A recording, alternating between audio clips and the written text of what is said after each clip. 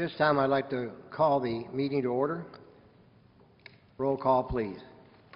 Mayor Reagan? Vice Mayor Smith? Here? Councilmember Celaya? Here. Councilmember Hawkins? Here. Councilmember Montano? Here. Councilmember Walter? Here. Councilmember Woolridge? Here. We have a quorum. Thank you. At this time, I would like a motion to adjourn to executive session. Make a motion, we adjourn to executive session. Do I have a second? Second. All in favor? Aye. Aye. Opposed? We are so adjourned. I'll make a motion, we adjourn from executive session. Second? We have a motion and a second to adjourn from executive session. All in favor, signify by saying aye. Aye. All opposed, same sign. Motion carries. Valerie, would you lead us in an invocation, and everybody remain standing for the Pledge of Allegiance? Heavenly Father, we thank you that you have brought us into a new year, and we pray, Lord, that you will help us to do better than we did last year. Help us to continue to make right decisions for all people. We thank you for your mercy and grace. In Jesus' name, amen.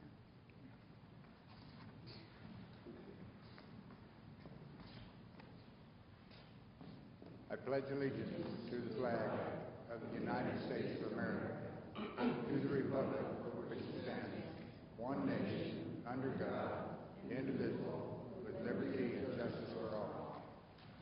Thank you.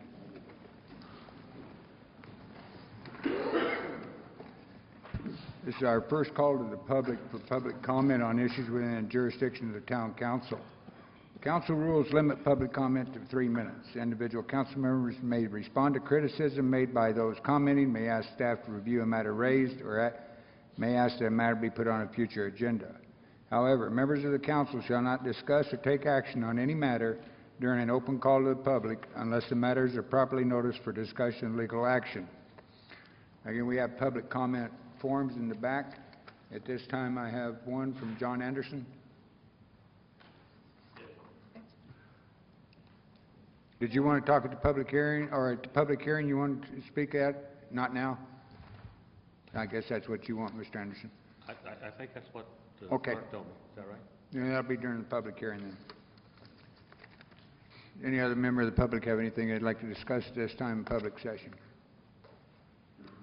Hearing none, we'll close call to the public. Item 9. Public hearing on annexation number 2013-03 Mornot, commonly known as the Redstone Ranch annexation. Mr. Eckhoff will be providing the council with a brief presentation prior to opening the public hearing. Mark? Mayor, Council, Happy New Year. Simple annexation here tonight. I know we've had some really big ones over the last few years and 2 pending large annexations at this current time as well. But this is a simple one owner, 30-acre annexation, and the site is, as you can see on a couple of the maps that we have here, it's immediately adjacent to the Florence Ranch project, or now we refer to it as the Johnson Ranch Estates project, also adjacent to the Sonair Ranch project, which is in the town limits as well. And the site is undeveloped vacant desert, and they will look to just put straight R16 residential zoning on the property when it comes into the town. And they are working with George Johnson and other property owners in that area, so this could be could benefit from some of the development and infrastructure that occurs in that area. And the owners are very excited to come in and go through this process. And this is just a statutory requirement at the beginning of the annexation process that we hold a public hearing, and then we'll ultimately we'll collect the single signature and come back with an annexation ordinance and also comparable zoning and then the subsequent zoning on the site. Be happy to address any questions. You member of the council have any question, Mark? Comment? Not a question, but I like the map much better on this display than the one we received on our agenda pad. I do too. Any other questions? None. At this time, I'll open the public hearing. Any member of the public have any comment they'd like to make on this annexation? Seeing no movement, I'll close the public hearing. Item Item B, public hearing on an application received from Lisa Witten, Big Quicks Barbecue, or Big Quicks Barbecue located at 727 Gressinger Street, Florence, Arizona, for a new Series 12 restaurant license and for council recommendation for approval or disapproval of said license. The town clerk's office did receive an application from Lisa Wenton. We have posted Big Quicks Barbecue located at 727 Gressinger Street. It did remain posted for 20 days as required by law. We did receive no negative nor positive comments. The applicant is here tonight. Staff is recommending to council that they forward a favorable recommendation to the liquor license department. Okay, at this time I open the public hearing. Any member of the audience have anything they'd like to say on the public hearing on Big Quicks Barbecue LLC for their liquor license? Seeing nobody wants to talk, close the public hearing. Will the action item be taken after this during the regular meeting? The motion would be made at this time. You need a motion? I'd like to make a motion to pass item B, which is for the Big Quick Barbecue LLC license. We have a motion and a second to approve the liquor license application for Big Quicks Barbecue. Any other discussion? Again, on this one, very poor map. I did a Google search on it. It made it look like it was next to L&B. But from what I understand, it's out off of 79. But maybe we can get some improvement on the maps that we get. Any other comment? This location, does it already have signage? Is it open? No, it's not. It's not open. It's if I understand it right, it's the old trailer bar or Funky Monkey. That's correct. I have not been by lately to see if it is properly signed at this time. Any other discussion? Hearing none, I'll call for the question. All in favor signify by saying aye. Aye. All opposed, same sign. Motion carries.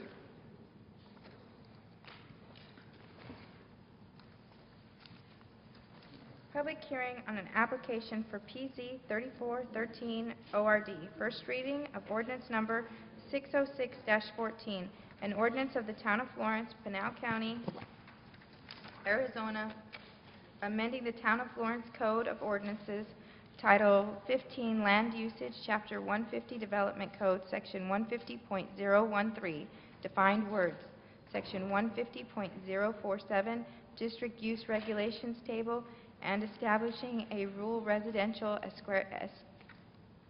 estuarine subdivision, RRES zoning district section. Mark? After Lisa did that, will you go ahead and finish out? Can I say it? Mayor and council, what we're doing with this case tonight is a text amendment, and the reason that we're doing the text amendment is, if you recall the annexation meetings that we had, there is a very special area within the Arizona Farms annexation known as Wild Horse Estates. Wild Horse Estates is in the county right now and part of the annexation, but it's zoned manufactured home in the county. It's zoned for smaller lots, it's zoned for manufactured homes, it's zoned for two horses. Well, it actually has been constructed and exists a lot different than what the county zoning would imply. Most of the homes are actually site-built, they're not manufactured. There are some deviations from the provisions of the county in regards to how many animals can be kept on the property. And then also, most of the lots, all of the lots are actually closer to 1 acre in size, much larger than what the county zoning indicates. So we've had a few challenges here, but what we've tried to do is to come up with a zoning category that would more appropriately reflect the comparable zoning for this site should the annexation be successful. As you know, when we do an annexation, the first thing that we do after the annexation is passed is apply comparable zoning.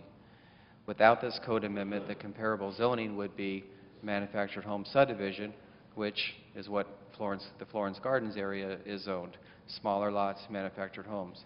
again, that wouldn't be consistent with what is out there, it would create a lot of nonconformities, which we didn't want to do on any of these properties within the annexation. So we ended up writing a different code section for this area that could be utilized as comparable zoning. Went to the Planning and Zoning Commission meeting, had a public hearing. There was a lot of discussion on the case at that time. You probably have a good amount of public comment that's included in your packet. We notified all the property owners in Wild Horse Estates, though it was not required by statute, because we're not changing the zoning on the property, we're creating a new zoning district. But we invited them to the meeting. We subsequently continued that meeting to another Planning Commission meeting, in between which we had a work session with the Planning and Zoning Commission meeting, with the Planning and Zoning Commission. The Planning and Zoning Commission also requested an e-session so they could ask some legal questions regarding this matter. So ultimately, with the meetings that we had and the emails and the phone calls, we came pretty far in reaching consensus.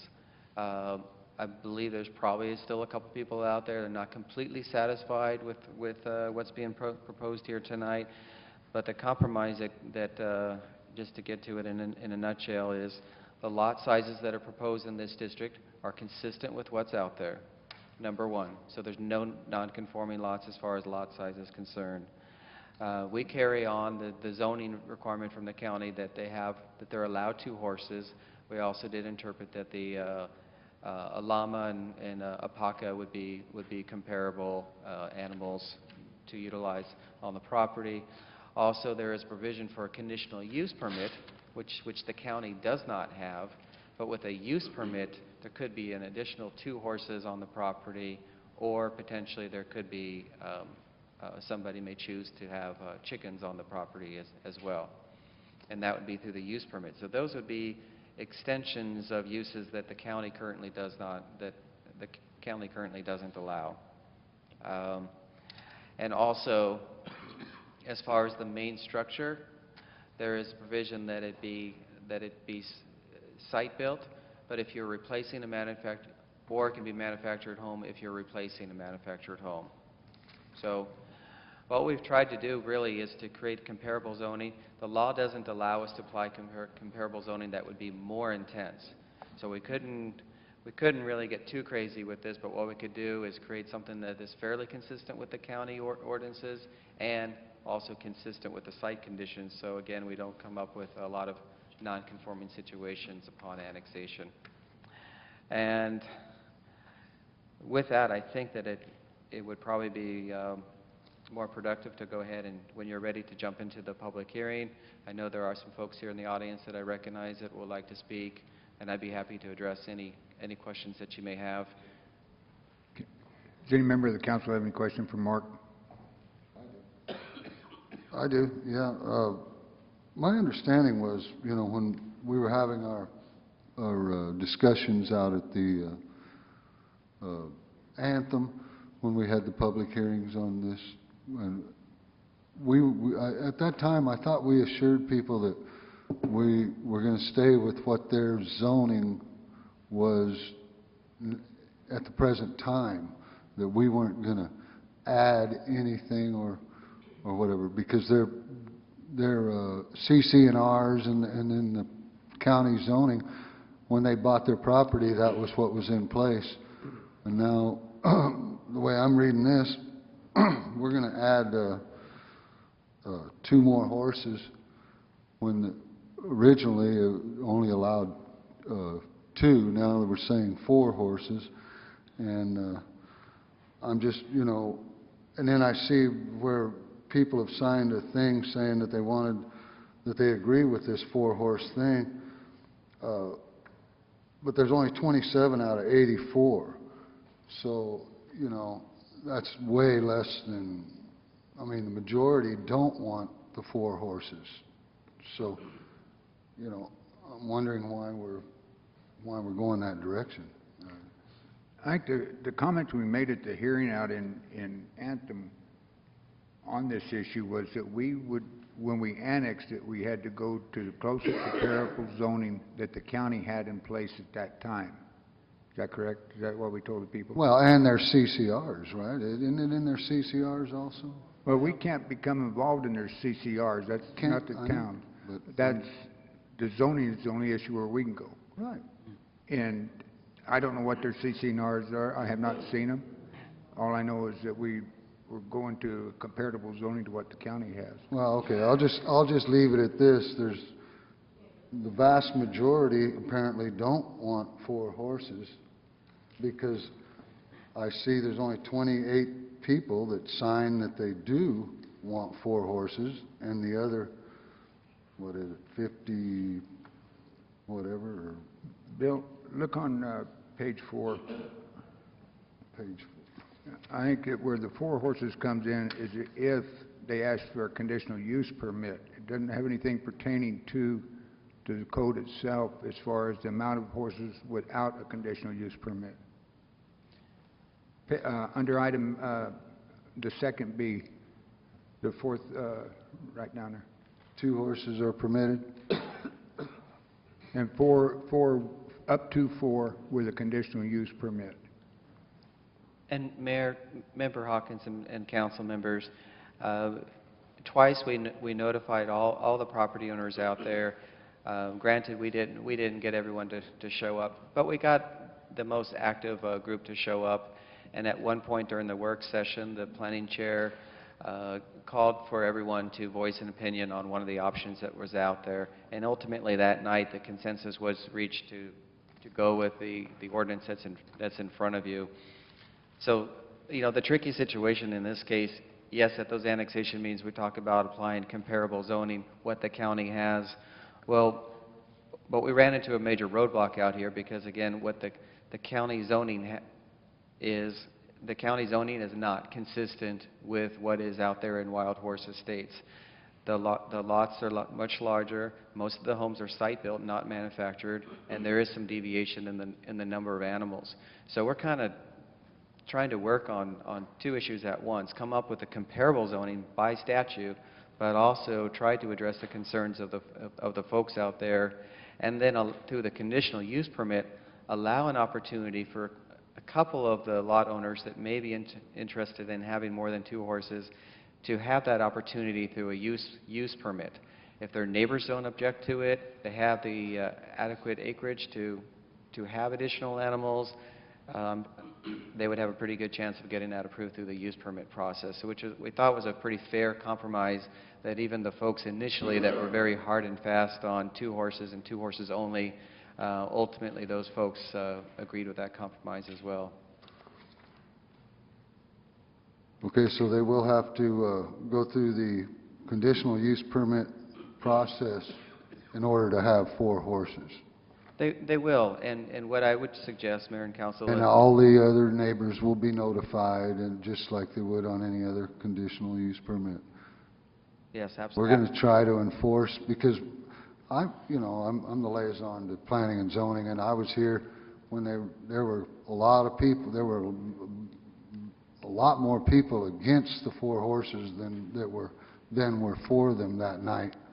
And so I'm just making sure that, you know, everybody understands that they'll have a chance to state their position if somebody does want to go over 2 horses.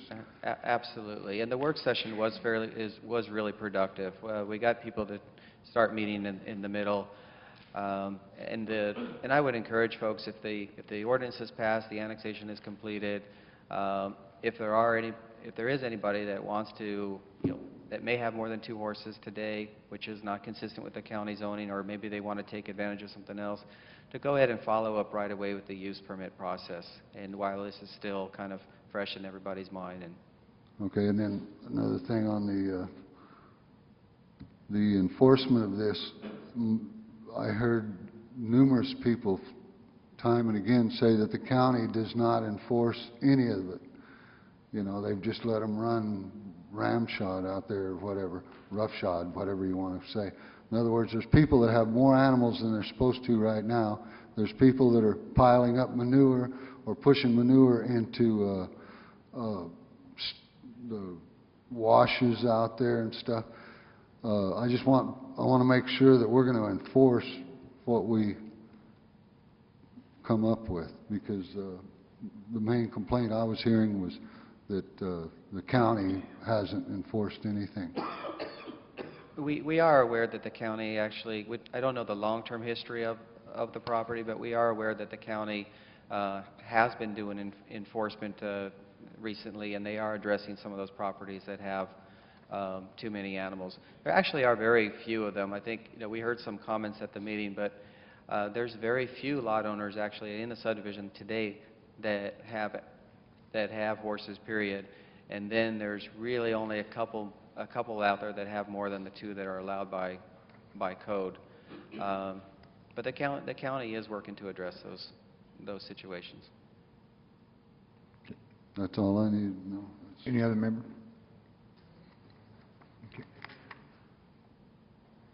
Okay, at this time I'll open the public hearing. Any of those that'd like to speak, please come forward to the podium and state your name Hi, my name is Kelly Nevis. and talk into the microphone.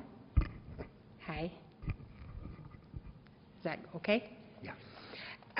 So I'd like to address a couple things that you mentioned. One of the things is at the work session, there were 6 votes in favor of option C, which allowed you to exchange a mule or a donkey in addition to an alpaca or a llama, and only 5 votes in favor of option E.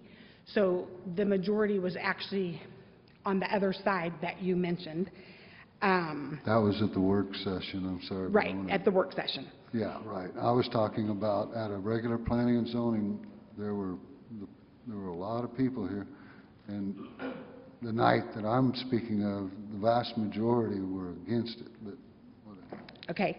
The other thing is the numbers that you have in your packet, there's actually 29 signatures which I've collected in favor of the 4 animal units, and there's another 17 signatures that have not been submitted to you yet, which is a total of 46. There are 6 vacant parcels out there, which brings it to 52. There are 16 homeowners who, when I knock on the door, they're actually out-of-state owners, so there's nobody there to get a signature from unless I mail to them a request. So that would bring it to 68 out of 84, which is only 16 signatures that I haven't obtained yet. So out of 84 parcels in the subdivision, I have 46 signatures saying, yes, we're in favor of 4 animal units. I don't have those before me, so, I can Right, only there's go by 7 what I have. I tried to collect them today. The gentleman is sick that has the documents. He offered to come here sick. I told him to stay home, but I'm happy to submit those to you as soon as I have my hands on them. Okay. I'm a believer in majority rules, so, Unfortunately, Yeah, tonight if you'll you have to got take it. my word for it, but at any rate, we do have 46 actual signatures out of the 84, and then, as I said, 6 are vacant, so that would bring 52 out of 84, which is well over majority. The other issue is people love to talk about the fact that those of us that have animals or animals that aren't allowed based on the zoning are non-conforming to the county zoning requirements. Well, I happen to live in a site-built home, and my house is non-conforming, so basically, I should tear my house down as well as not have the animals. Well, I don't think that has anything to do with this, what we're talking about here. We're not discussing mistakes that the county made in the past. We're looking at what we're going to do in the future. I understand, but part of the mistake that the county has made in the past is to not have accurate zoning for the parcels that are out there, and the zoning that used to be in place before the homes were constructed was CR1A, which allowed multitudes of animals of all different kinds. And so I don't think we should be penalized, or people should talk about how the county's not enforcing the zoning, because if they want to enforce the zoning for the animals, then they should all have all the houses that aren't manufactured homes, which there's only 15 of those out of 84, then all the houses should be torn down as well, if you're trying to get us to conform to the zoning. It's a silly statement. It just goes to show that, there's always exceptions to most of the rules. Right. The other issue that has been brought up several times, and I don't have the photographs with me because it's not my property, but I did go inspect the property, is the complaint about the gentleman who's putting his manure in the wash. And literally, if you walk into his back property, there's a delineation where the manure starts and where it stops, and it does not extend on either side of his property line into the wash in either direction. So he has taken pictures to prove that. I'm sorry that he's not here tonight, but I told them about the meeting. Anyways, so that was misinformation, that the manure's running down the wash because, number one, there's hardly been any water in the wash since we've lived here in January of 2010, and there's, like I said, definite lines where the manure starts and stops. Mayor Rankin, can we please adhere? Go ahead. What? 3 minutes.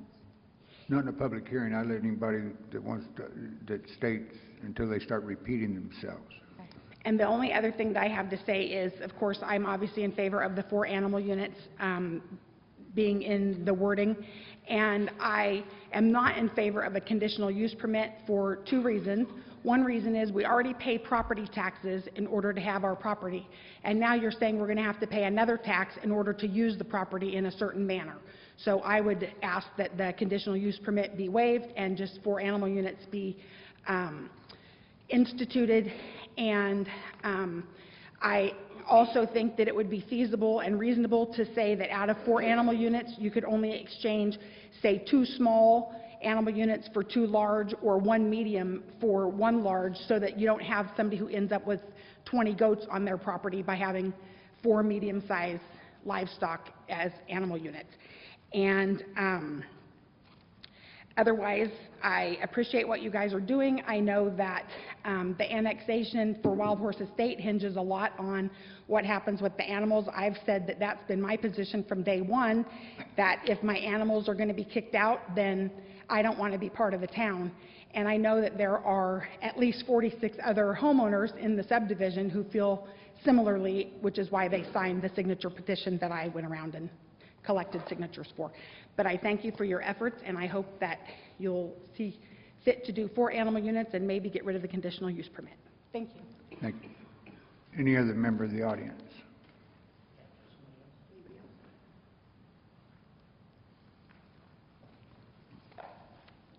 My name is James Nevis, and I'm here to ask for 4 animal units.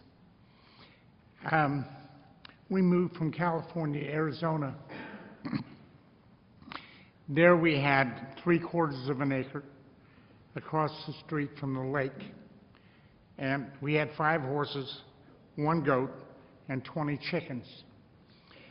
We moved here to Arizona, and one of the reasons we moved because we scouted everywhere, both all west of Phoenix and south, all the way down to Tucson.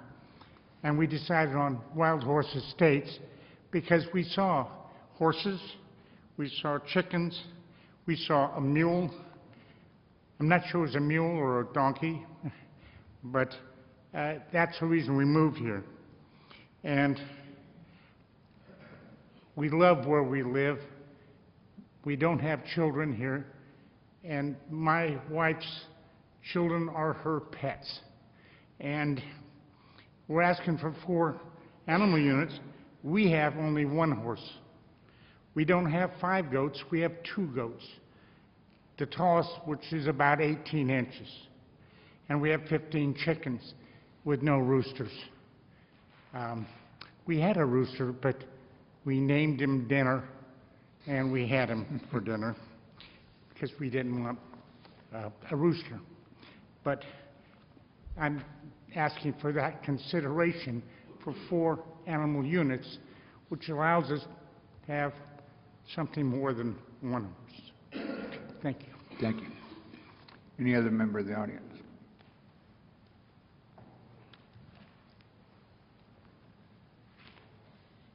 My name is Barbara Hipsher. I just have a question maybe for the planning, but you know, when I moved here, we bought the property because we seen horses and it was advertised horse property, and yeah, I have 3 miniature horses, and they're not very big. Tallest one's 34 inches. But in looking and checking around the county of Pinal, I'm finding Quail Hollow, which is 1 acre properties or so, and some of them may be a little over, and they have multiple horses, and they have site-built homes, manufactured homes, and then my son also says, well, what about Sun Valley Farms? They have site-built houses, manufactured home, and even a mobile home. What is their zoning, and why are they not an issue like Wild Horse? I just don't understand why they have differences. Is it just because we're dealing with annexation, or I just don't understand what the difference in those two subdivisions are and Wild Horse. Because when we bought the place, and as far as everybody's saying CC&Rs, I have no idea what that is. We just bought the place. We never received them. We don't even know what they are. So I don't even know what you're talking about when you say the CC&Rs. We have never seen them. They were not given to us at the time we bought the property to even know I would be in violation, because if we were given those, we wouldn't have bought the property. I mean, I brought my little horses. They're kind of like a sentimental thing from my husband that died. I had them for him for therapy. So I really am not interested in getting rid of them if I don't have to. But I can't see paying to get a conditional use when we bought the property that we thought we could have horses. We've seen horses out there. And we've seen 3 horses, as a matter of fact. And I thought, well, good Lord, mine's only little. How can, they don't even bother anybody. And as far as manure, I keep mine cleaned up and raked up, and it's all cleaned out there. So I don't know what the big issue is with, when you buy a horse property, someone's to assume you can have horses on a horse property. I just don't understand what the issue is and why those 2 subdivisions aren't in question either. Thank you. Any other? Okay. Okay, before we close the public hearing, I'd like to make some comments on it. I've got some questions to you, Mark. We start off with defined words as animal unit on page 2. And then on page 4, as we're talking about animal units, but under B, under agriculture animals, you call them horses. Shouldn't that be also animal units? Mayor, members of the council, what happened was that we had at one point 5 different versions of this ordinance, and there were a couple of versions that utilized the animal units concept. The current version that was agreed that there was consensus on for the most part, and that the Planning and Zoning Commission recommended, did not utilize the option with the animal units. So that animal unit section is in there, but it is not being utilized in this current zoning district. It may, however, be beneficial to utilize in zoning districts down the line. So it's not a bad concept to still have in there. I disagree with that. I think if we're going to use animal unit under defined words, that we ought to use animal units as we go through it, because I understand that horses, livestock, or cows, steers, mules, can all be, they're all under the animal unit, according to, if I read this correctly. Mayor, Council, if you would like the whole 150.031 defined words, animal unit, large livestock animal, medium livestock animal, small livestock animal, actually could be stricken from the ordinance. It was again utilized for other versions and not beneficial to the current ordinance at hand. Well, to me, if we're going, are we going to have one in there for 2 oxen? Now, the ordinance that is proposed right now is the two horses on the property, which can be substituted with the llama or alpaca. That's very, very clear. There is the option to extend that to 4 of those types of animals. There is also the use permit option to go with the chickens on the property, and that's it. I just want to keep in mind that we're not taking anything away by doing this. The county zoning allows you to have a manufactured home and 2 horses. Period. Okay. Our zoning allows you to have Mark, let's cut to the quick.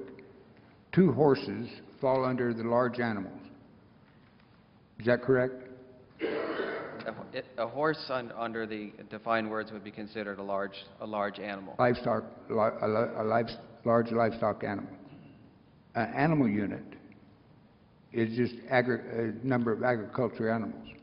Yes.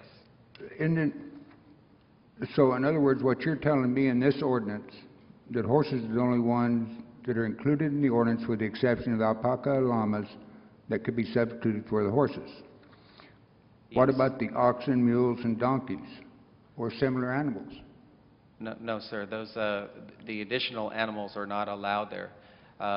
There was initial consideration, as we found out more about what the county zoning specifically allowed and what the site conditions were out there, and as we got feedback, we had a lot more people show up at those meetings. We had a lot of communications. We had a lot of folks that feel the opposite of what you heard here tonight. A lot of the folks are very specific about the county zoning allows 2 horses, period, and the CCNRs, which currently aren't being enforced because the HOA dissolved out there. Maybe it's reestablished at some point. But they were very firm on the 2 horses, period. There's no substitution for horses under the current zoning. No additional animals, no cows, no goats, no chickens, 2 horses.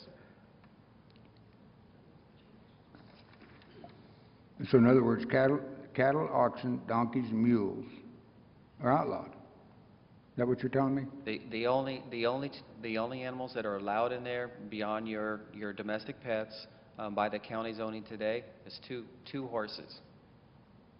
Okay, but And chickens. No, 2. no, they don't. Under The the county ordinance doesn't allow chickens out there.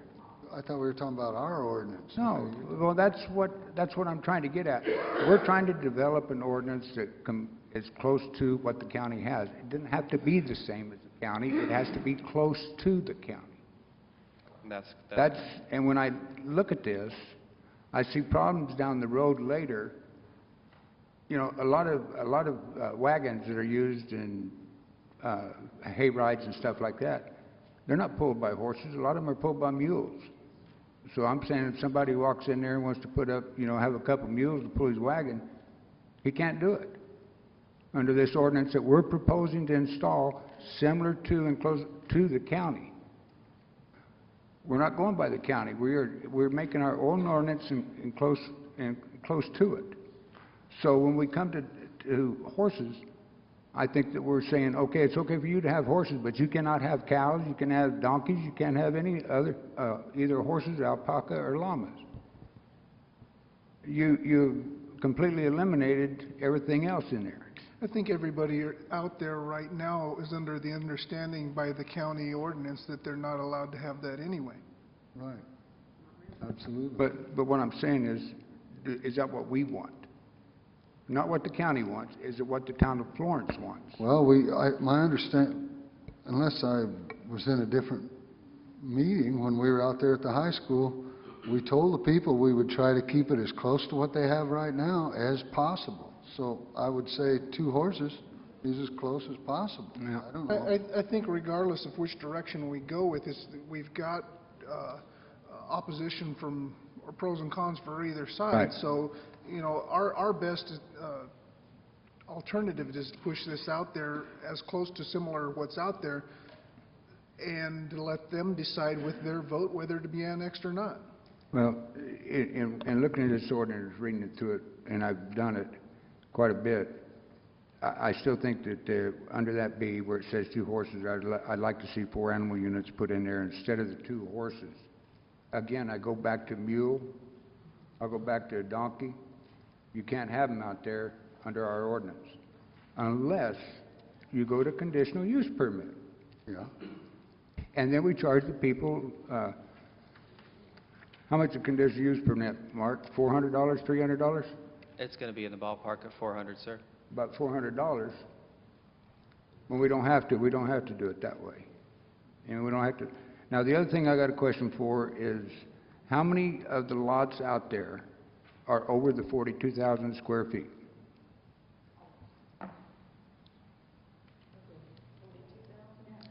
They're all going to meet the, Mayor, members of the council, they're all going to meet the 42. So there's no lot that is going to be non-conforming. The largest lot size,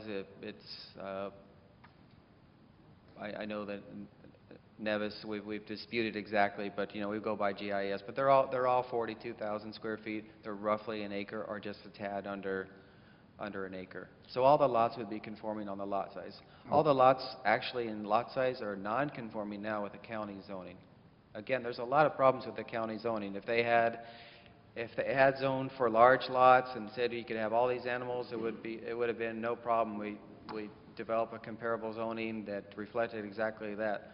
What we're trying to do is build something that was both reflective of the county zoning, the law, our statutory requirement to come up with something similar, but then also existing conditions so we don't create a lot of non-conformities out there. Well, you know, haven't had horses most of my life and haven't been around rodeos and everything. 2 horses is kind of restrictive of anybody that's going to rodeo.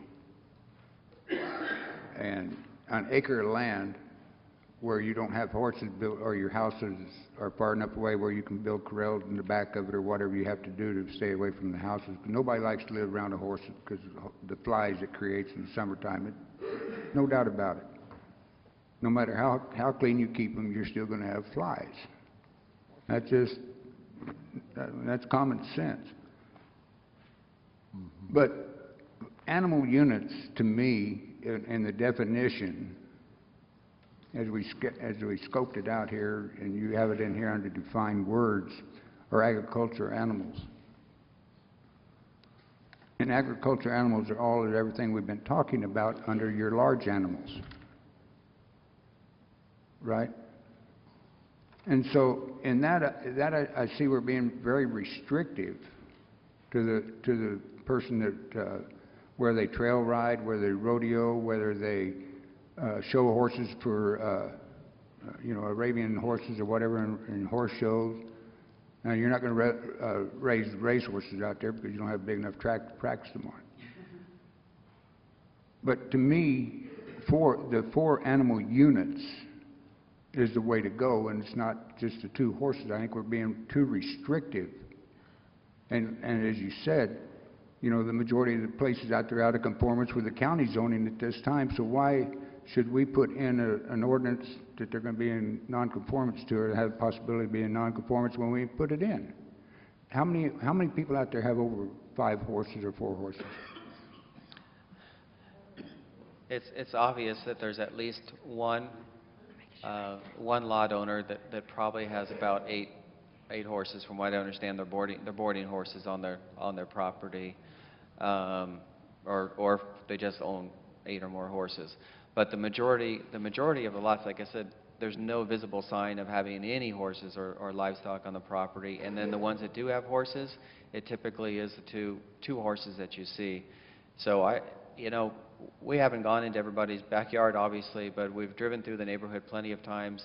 There's probably 3 or 4 lots that appear to be out of conformance. Out of conformance with what we're trying to Out of adopt? conformance in that they have animals that are excessive to what the county allows now, and probably would be out of conformance with the number of animals that we would permit as well.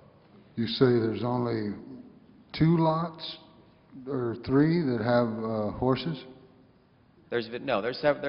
There are more lots that actually have horses, but the majority of horse properties out there, they have 2 horses on the property, which is in conformance with the county zoning and the CCNRs.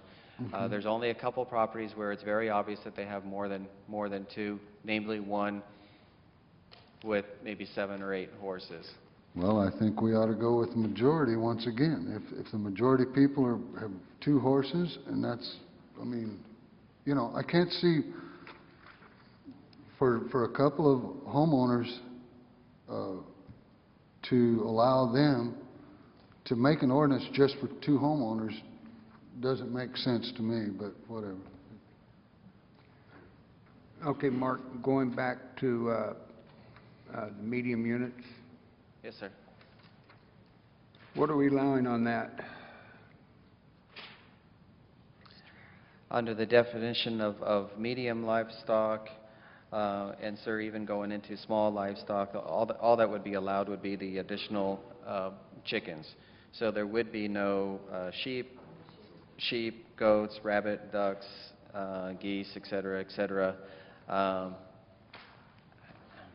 again, because it doesn't reflect the county zoning and it doesn't reflect the conditions that are out there in the subdivision. It's not zoned to be they're not zoned to be a farm, they're not zoned to be general rural, and You know, 98% of the lots don't have those types Mark. of animals on the lots. To eliminate this problem, can we go back into each area and identify, I know you're presenting the definition for each area, but can you identify the ones that are authorized and not authorized so that we can see it clearer?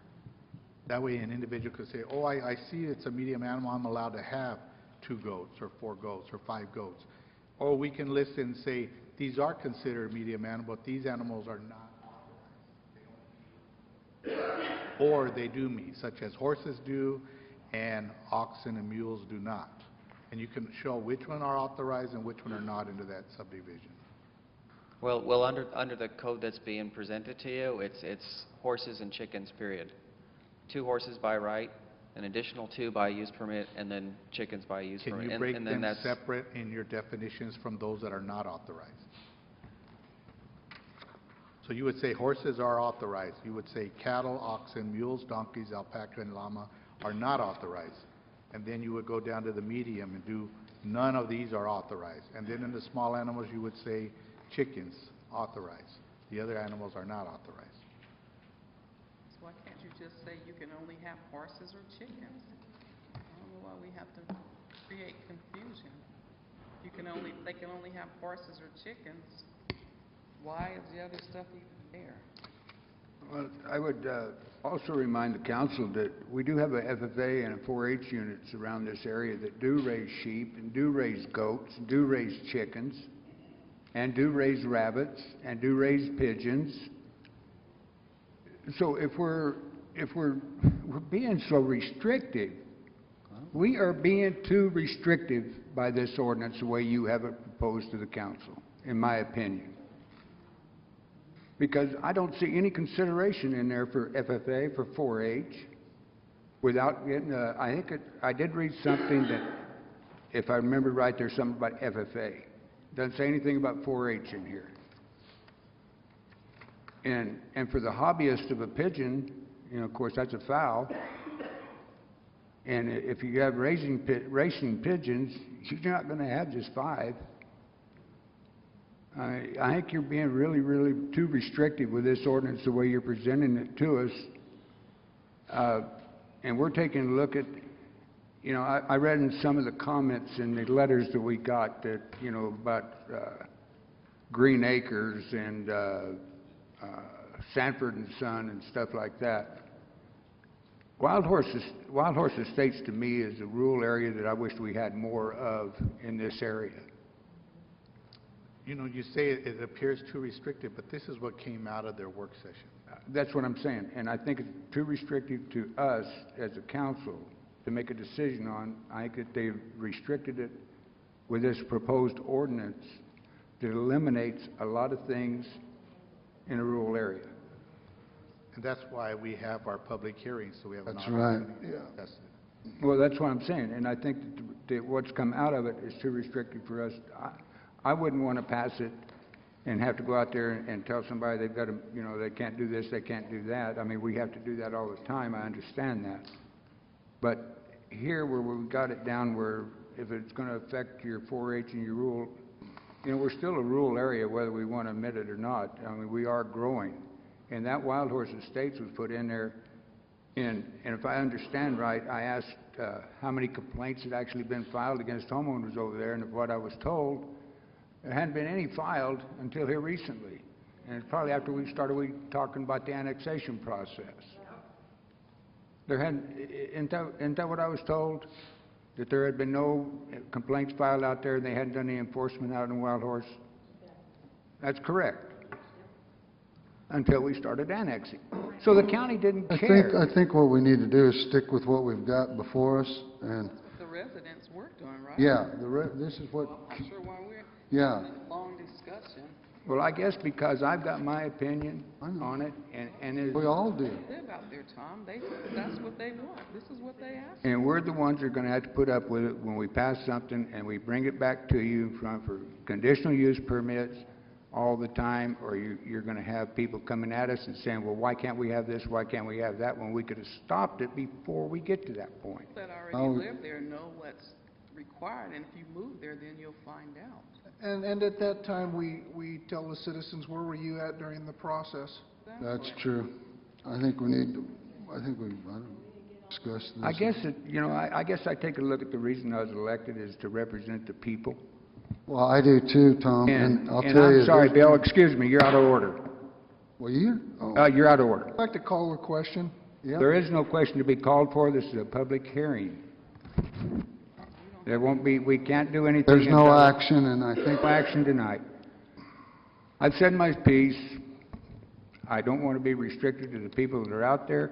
I think that the ordinance that we have in front of us is too restrictive, and I will continue to vote that way. Any other public comment? One more time, ma'am. Yeah, just one more time. I can deliver the signatures to you tomorrow. You'll have 46 of them, even without the 6 vacant adding up to 52. 46 is still a majority. A lot of the people are elderly. They can't make it out at night. They can't drive in the dark, et cetera, so they can't be here and be represented because of the date and time that the meetings are held. But 46 out of 84 is a majority. They may not have horses now, but one of the things I was told as I was collecting signatures is they want to retain their right to have them. of course.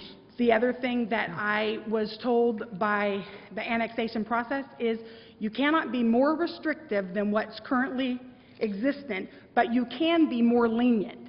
And so I guess we're asking for you to be more lenient. The property subdivision is called Wild Horse Estates for a reason. There are lots of horses across the street from us.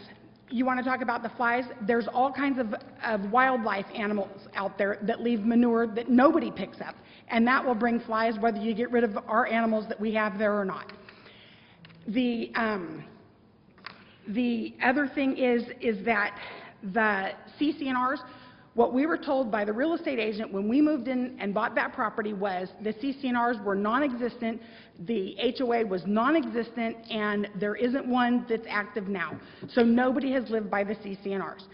None of these complaints that were filed with the county even existed before the annexation process started. Mayor Rankin is absolutely correct about that.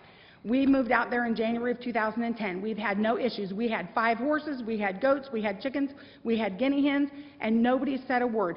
My neighbors on either side of us have both signed. One of them actually came and stood up and spoke at the meeting and said that they don't have any animals, but they love our animals. And you can't, well, I guess you can, but we're asking that you not ask us to get rid of our animals. We have people that rodeo, we have people that have horses that they trail ride, we have people who have horses enough for their kids that may not live with them on the property, but they come to visit and they all go out riding together. So there Okay, are, once- pardon? I'm just, they tell me, I was just told that there's only 2 people out there that have more than 2 horses at this time. That's So I not true. don't see that we're cutting anybody. That's not true. Oh, well then, I don't know, some people, whatever. I think we have enough. I can show you on the information. parcel map all the people that have more than 2 horses if you'd Okay. like, but I I think mean, we're starting to argue, rather than me arguing, it's you. I'm not going to allow that. Okay? okay. So anyways, 46, definitely a majority, even though they're not here in front of you in person. Their signatures have to count for something, and 4 animal units is what they are in agreement to having. Any other comment? Hearing none, I close the public hearing.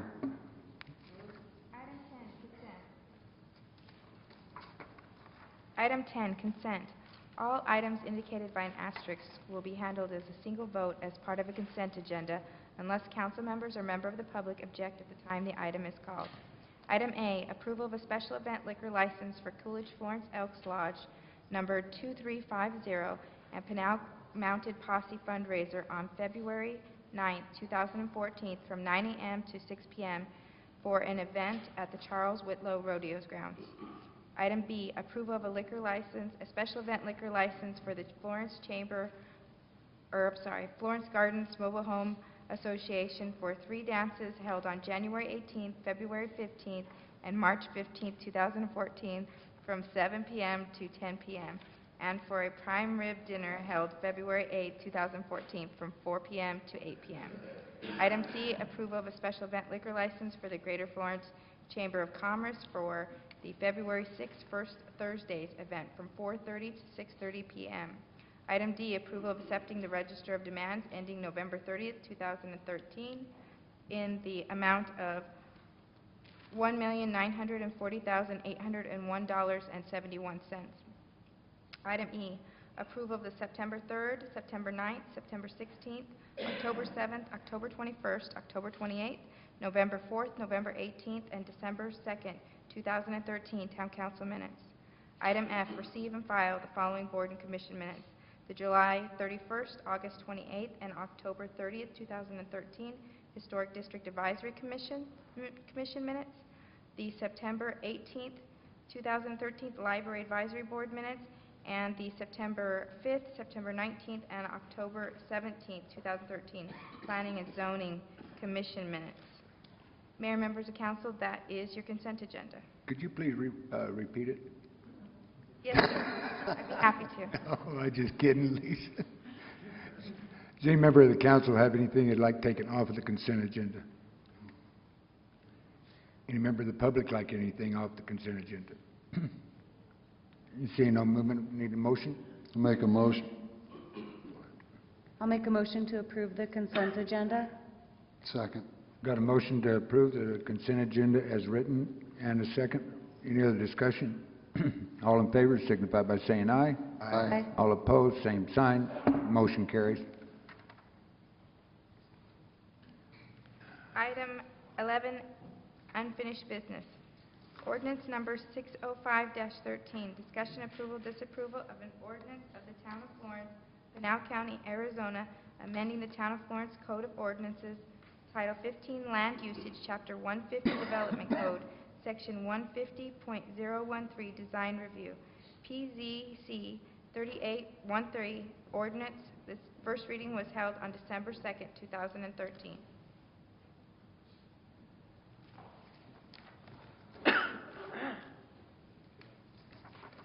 Mr. Eckhoff, would you like to give a brief summary? Vice Mayor, members of the council, I think I may have already said too much tonight, so we went over this item in pretty good detail at the last meeting that we had. I think we didn't have any major obstacles at that public hearing or opposition to this, so I would at this time just be willing to answer any questions or refresh you if as needed. Does anyone on the council have a question I'd like to ask Mark?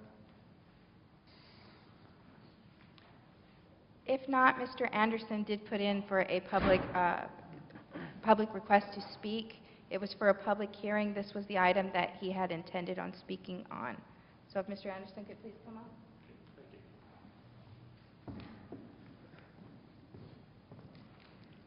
Thank you. I was the Planning and Zoning Commission member that opposed this, and when I saw the minutes from the last meeting and watched it on Channel 11, I just want to clarify that I wasn't opposed to this because I wanted the Planning and Zoning Council to have more authority, or I wanted to be, more in charge of something. All I wanted to do was enforce the current regulation. I'd questioned the staff about why Pulte was being allowed to build a $2.5 million park without coming to us for approval. They did come to us approval for the softball field, and we got into this discussion about vertical buildings, or vertical structures, or vertical construction was all that Planning and Zoning had the authority to approve. And I said, that's not what the rules say. If you go read the rules, there are several rules on the, I think there's 7 rules in the old requirement. If you look at it, there's several rules there that would require Pulte to come and have a design review.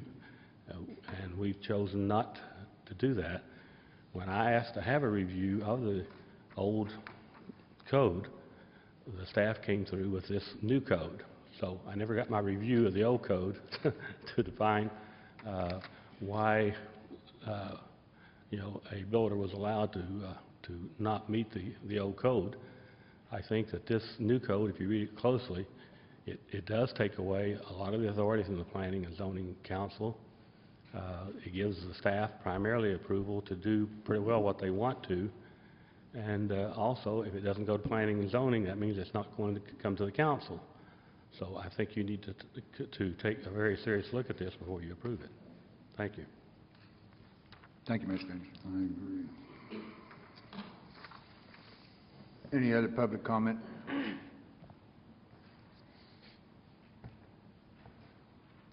Any member of the council have any questions of Mark? Yeah, I kind of agree with him on the fact that that none of this, other than the ballpark, would come before planning and zoning or the council.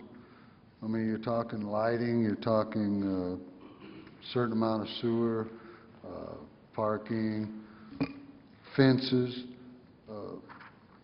Yeah, I don't know. Just,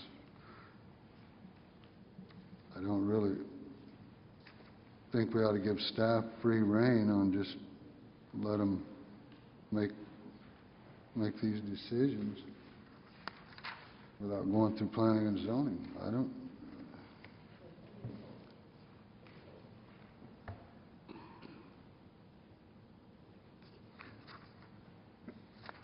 You have any response to that, Mark? Sure, Mayor and Council. One clarification, design review items never come to council. They're strictly handled by staff or the Planning and Zoning Commission. Secondly, it is routine for communities to have what they sometimes define as a minor site plan review or major site plan review process. So a project on a smaller scale project could be done administratively versus every single development that happens, whether it's horizontal or vertical, coming to the Planning and Zoning Commission. That is a very routine process and something that we wanted to instill here in our process, so that you know, if we get a simple infill project on an acre of land, or we get an attached sign on a development, either way, whether it goes to staff or goes to Planning and Zoning Commission, it follows all the codes of the town of Florence. It follows the PUD requirements. It follows the same requirements. It just takes some of the complication out of that process. Things like, you know, the discussion came up with Mr. Anderson and ultimately at the Planning Commission about whether certain things that would come to them. Well, there's certain things that wouldn't have come to them under the old ordinance that Mr. Anderson wanted to come to them, and there's clarification provided in here that there are things like improvement plans, which are largely approved by the town engineer, won't come to the Planning and Zoning Commission. If we're doing a small-scale improvement, a utility project or something like that, it never went to the Planning Commission before. This clarifies that it doesn't go there. Really, this ratifies, it takes out some of the interpretation that has been in there, but this closely reflects the operating procedures that have been in place for years and years and years. Not every single project goes to the Planning and Zoning Commission. We have all kinds of procedures to review things through construction permitting process, civil improvement process, utility installations. We also have other bodies that still get involved. So in the Historic District, everything still is going through the Historic District Advisory Commission. So I'm quite certain that there is already a very robust regulatory environment here. What we wanted to do is try to streamline it on some of the less complex projects. If ultimately, if there's an appeal, certainly anybody could come to the Planning Commission. They could even appeal beyond that to the council if they want. But as a matter of routine, I don't think that there's ever been a design review case, to my knowledge, that has ever gone to council, and on a statutory basis, it doesn't have to. So we've just tried to streamline the process a little bit more and clarify exactly how things operate, and it's very consistent with other jurisdictions. Mark, if an area was going to put in a park and they were going to have a concession stand and restrooms or an outbuilding to store equipment, would that have to come to design and review? Or go to the Planning and Zoning Commission? Or would you take care of that at the staff level?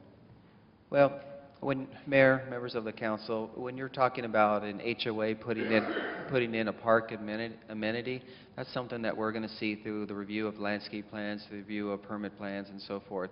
If we're talking about a commercial enterprise wants to come in and build a park, a baseball stadium, a bowling alley, or some other kind of commercial, a paintball facility or something like that, then it's still going to go through a design review process if it's commercial. But in community after community, you're going to find that the private parks, the HOA parks, they're reviewed at a staff level through a staff DR or a staff construction plan review or a staff landscape plan review. They're reviewed in conformance with the code and with the PUD or the PAD, and they don't make the subsequent step of going to the Planning and Zoning Commission because they're not public facilities. Okay, that Well, was could we my question. put that in there that if it's a private homeowners association, that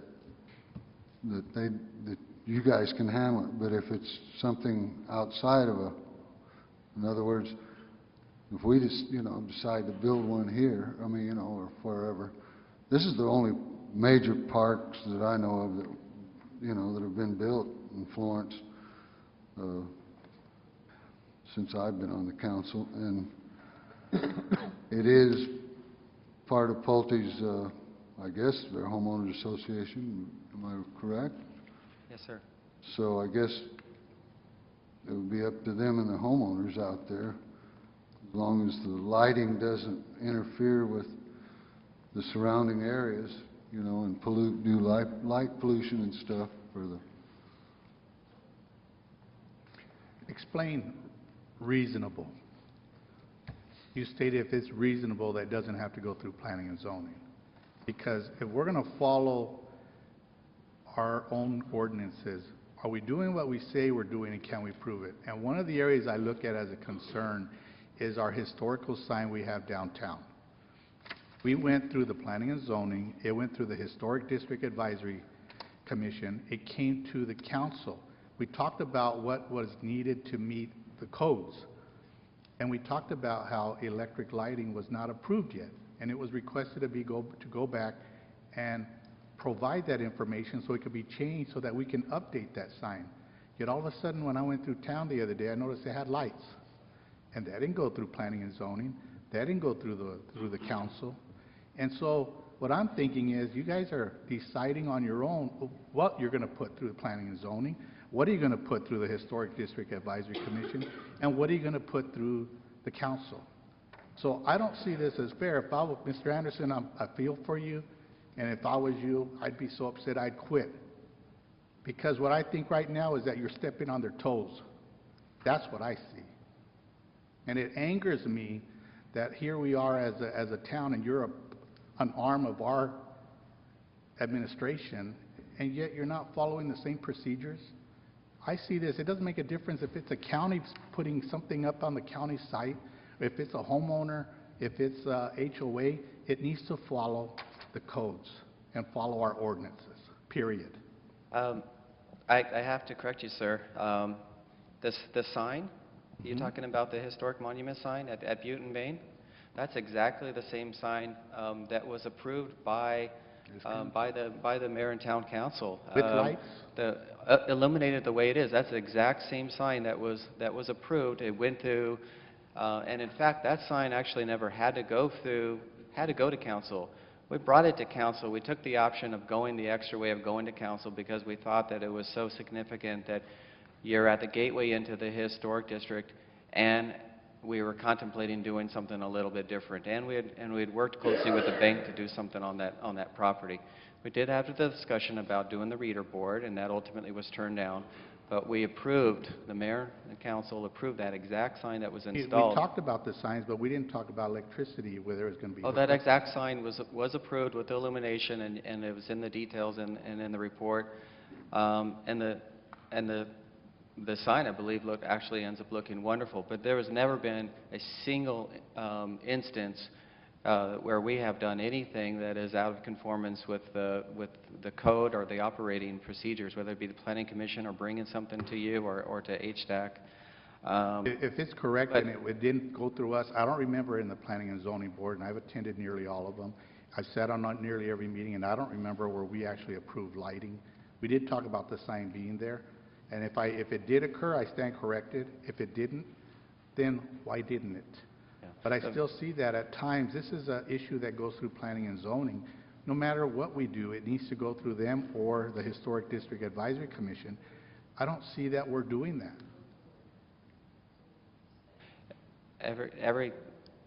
Everything is done to code, absolutely. Who And approves that? Does it go you through know, I'm- your office or through the planning and zoning? Everything that has had to go to the planning commission or the town council has gone to the planning commission or town council. Our department follows the rules to the T, and we have the highest standards, professional standards and ethics. We've looked for an opportunity. Mr. Anderson pointed out a couple of cases where he wanted more opportunity to review things that were already being reviewed through another legitimate process. They weren't being swept under the rug. They weren't being ignored. They were done through another legitimate process. Pulte had gotten to the point where, and some other folks on smaller projects have come to us and said, you know what, in some cases, this is not business friendly or this is not efficient. Is there a way that we can streamline the process? Is there a way that not every single thing that we do in this community has to go through this process? We prepared something. The 4 out of 5 members of the commission had confidence in us and trusted that we would continue to do our jobs with the utmost integrity. And Pulte as well supported what we're doing. So we have a proposal in front of you. I know every time we try to change the code, it presents issues for us. And we could also just be stagnant and just say, you know what, let's never change the code and let's never progress and let's never change anything. But we want to move forward, and where there's an opportunity where we can be more business friendly. This doesn't gain me anything. It doesn't gain my staff anything. It's just an opportunity to streamline the process at all. So, If I could, Ruben, in support of Mark and the Planning and Zoning Commission, the town of Florence, and in being the business friendly, we are adapting and trying to change some things to make it easier and faster for people to get their permits, to get businesses up and running, to do improvements on their property. That's one of the, and Mark and I argued about getting things done in a hurry. Sometimes we sit on our ducks. Here, I have to agree with Mark and them that they have the, you know, on the Pulte situation where Pulte's not going to let any junk go in. Who makes the decision? That is what we got him hired for, to make the decision if it goes to the planning review or where it goes following our code. And I've known Mark ever since he came here. Him and his staff, even Gilbert, I have to say that, have been very professional and upfront with everybody. I wouldn't work for planning and development because they're the ones that catch the heat from the people wanting to do something. And I think this has done a good job. Again, we saw a perfect example. I don't agree with what was said in that other ordinance that was presented to us, where you all seem to think it's okay. That's what we were here for, is discussion, and the majority will rule. The majority of the Planning and Zoning Commission recommended this forward. Any other discussion? Hearing none, I need a motion. I make a motion to adopt ordinance 605-13. Second. We have a motion and a second to approve ordinance number 605-13. Any other discussion? All in favor signify by saying aye. Aye. All opposed, same sign. Nay. Nay. Roll call vote, please. Mayor Reagan, Aye. Councilmember Celaya, Aye. Councilmember Walter, Nay. Councilmember Hawkins, Nay? Councilmember Woolridge, Aye. Councilmember Montano, Nay. Mayor Smith. Nay. Motion fails. Does not carry.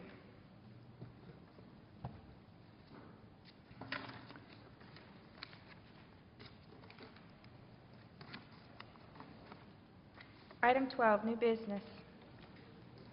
Item 12A, discussion approval, disapproval of purchasing playground equipment and park renovations of Main Street Park from Play and Park Systems through TCPN, the Cooperative Purchase Network, in an amount not to exceed an amount of $19,000 $119,772.62. I like the first number better. I know, me too. Sorry, sir. Ray? Good evening, Mayor and members of the council.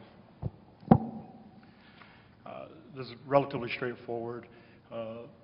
Item 12A is moving forward with a project that was approved in the 2013-14 CIP budget. Initial approved amount for this item was $125,000. Staff is requesting that council consider moving forward with purchasing through the TCPN cooperative project. The town is already listed as a member of this co-op, along with the Florence Unified School District, several departments within the county, and our own police department as well. So not to circumvent our normal procedure, but these vendors are thoroughly vetted through this co-op. And so that being said, staff's requesting your consideration on that. Also, if council's interested, Mr. Bob Veals from Plan Park Systems is also here, should the council have any technical questions. I guess I got one question. Is this what we're getting? Is the picture we have in our book? Yes, sir, Mayor, members of the council. Those so. Bless you. Go ahead. I'm sorry. Could be some slight modifications based on positioning in the location. If council's familiar, the southernmost portion of Main Street Park is a piece of property there that the town's been in control of for some years now through the lease agreement.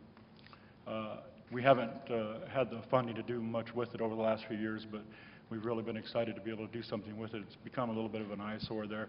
We'd really like to put some playground equipment in over on that part of town. We don't have a playground per se on the south end of town there for the small kids.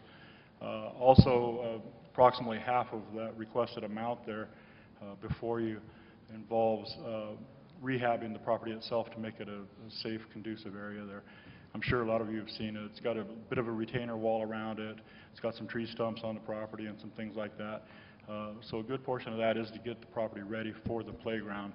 The playground will also include a set of a swing set, some benches for seating, shade structures over the play equipment, which will be similar to what we've seen installed out here at Heritage Park. And if I could add too, Mr. Bob Veals and his firm were the ones responsible for putting that playground in out here at Heritage as well. Ray, I've got another question on this.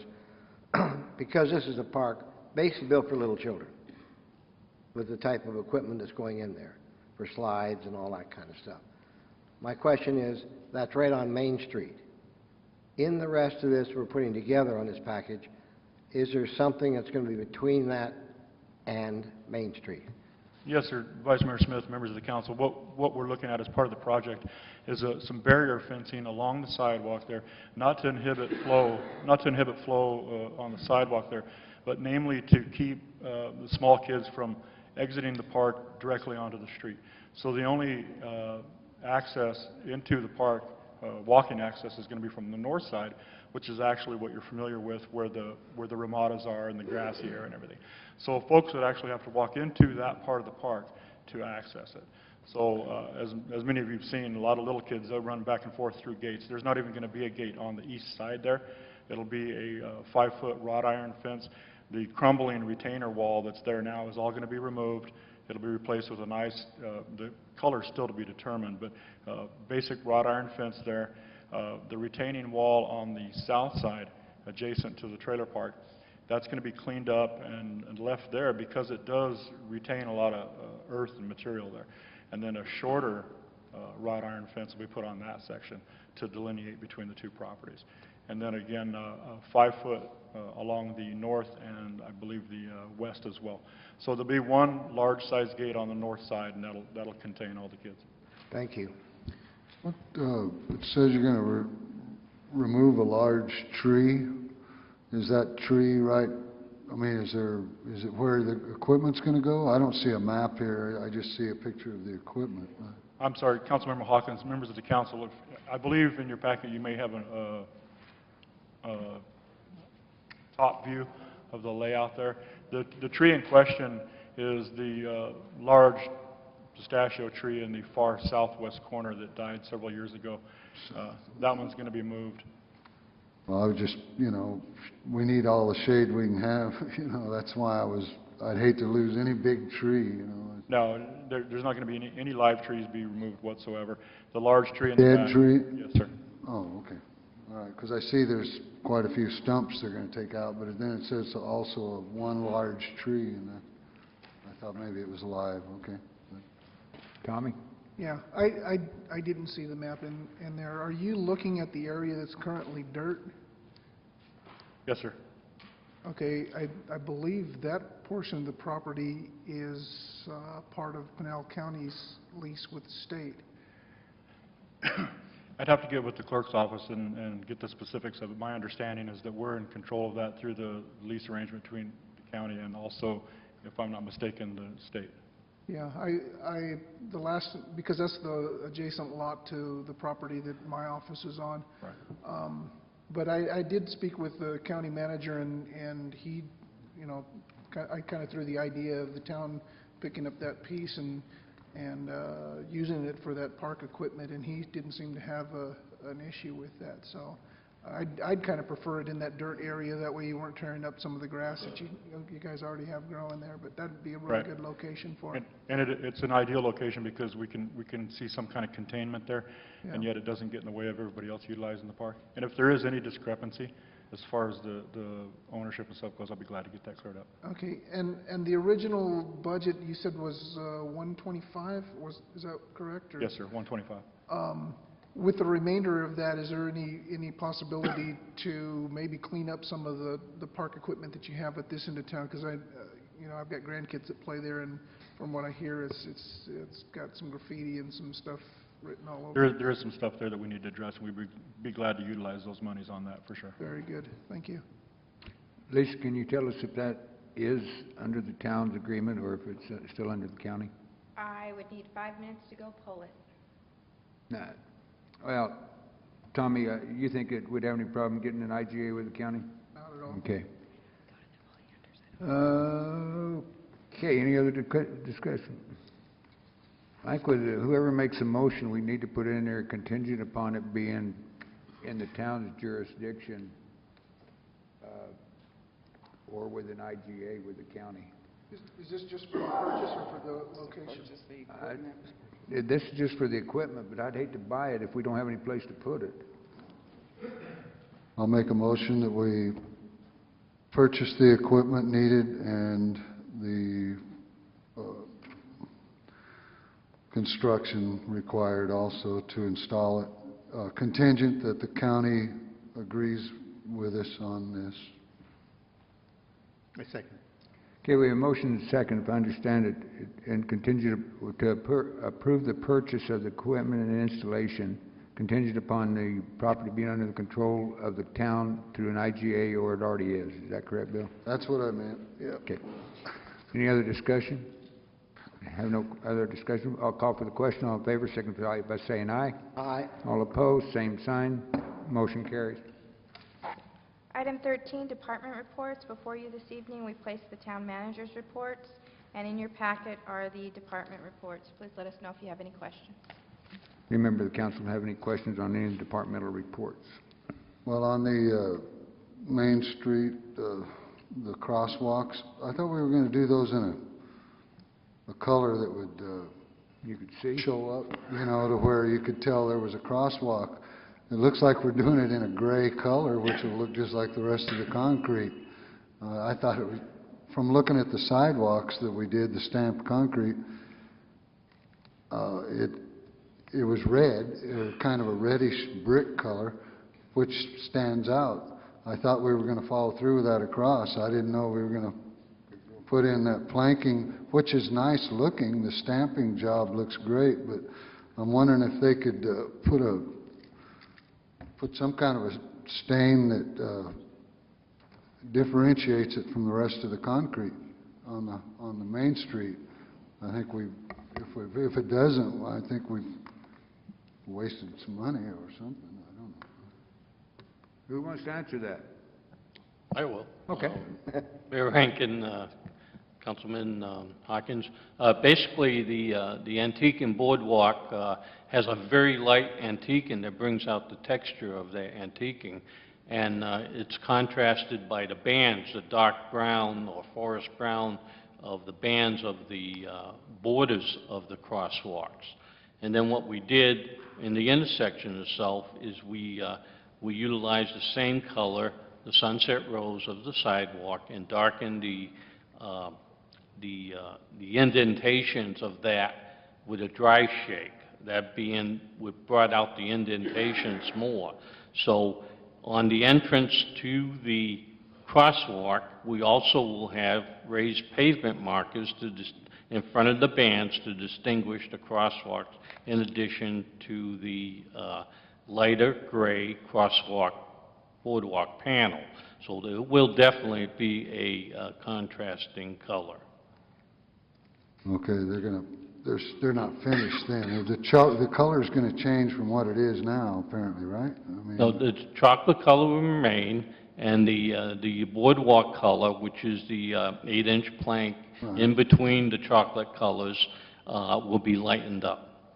well, okay. Are you going to be able to see the difference between the roadway and the crosswalk when you drive down the street? Definitely. That was the... Well, right now, I don't see a whole lot of difference. I mean, at this point, of the halves that are poured, I mean, unless you look real close, it looks like it, you know, it's hard to tell any difference. I don't know. Maybe on those bands, we could look at a little darker color or something. I don't know. Lighter, But to me, I can't really see a whole lot of difference.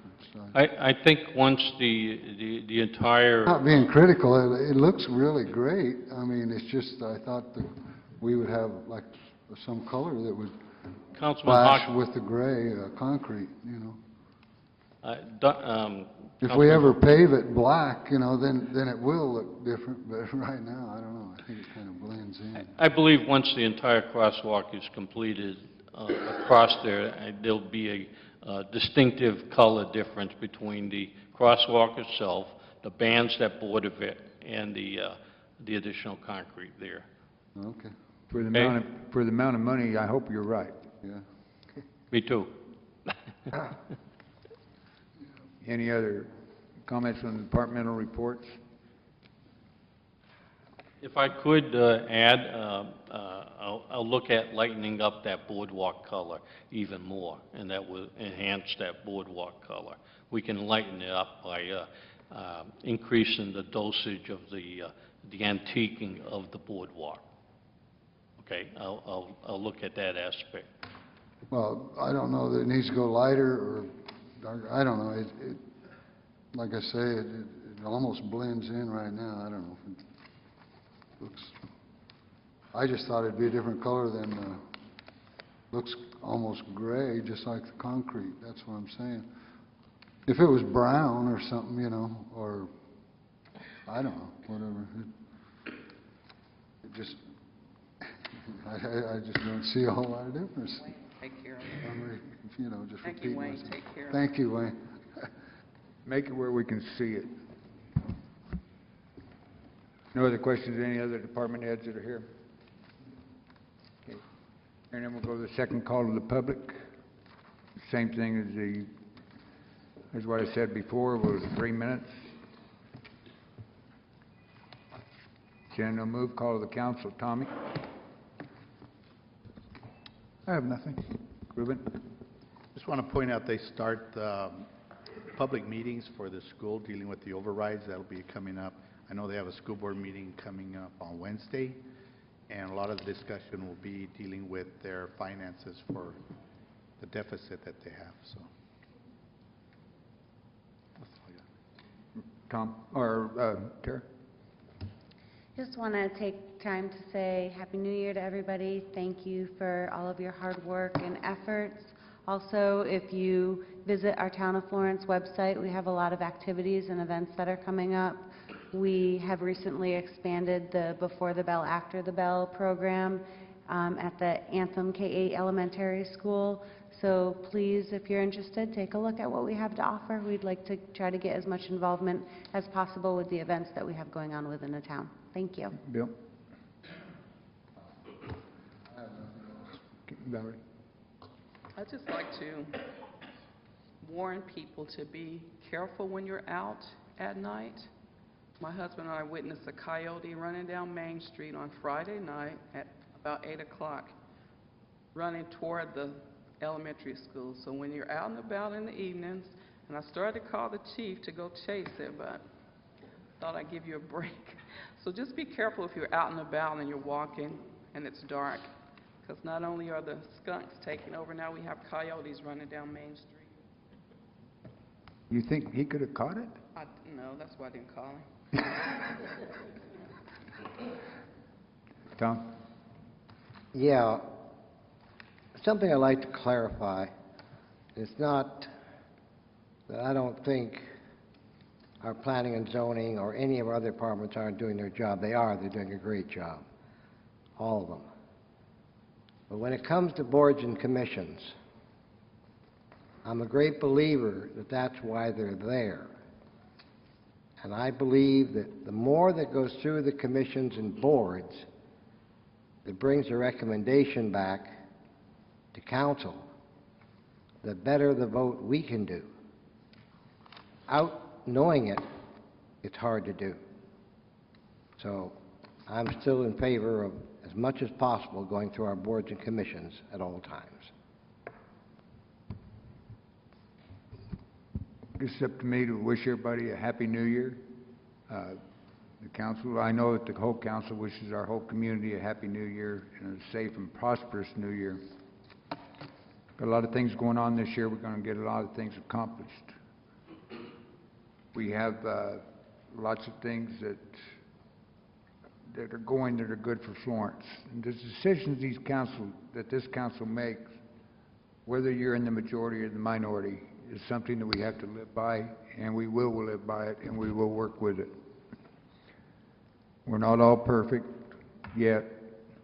Probably never will be until we meet the great man upstairs, and that creates a perfectness there.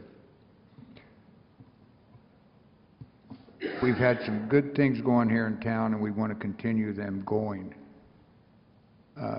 Give us a chance, we'll prove it to you.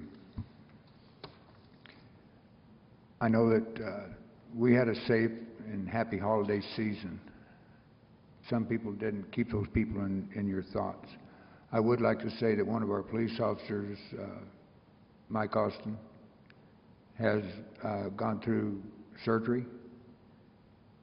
It looks like he'll be out of commission for a couple months anyway, maybe a little bit longer than that.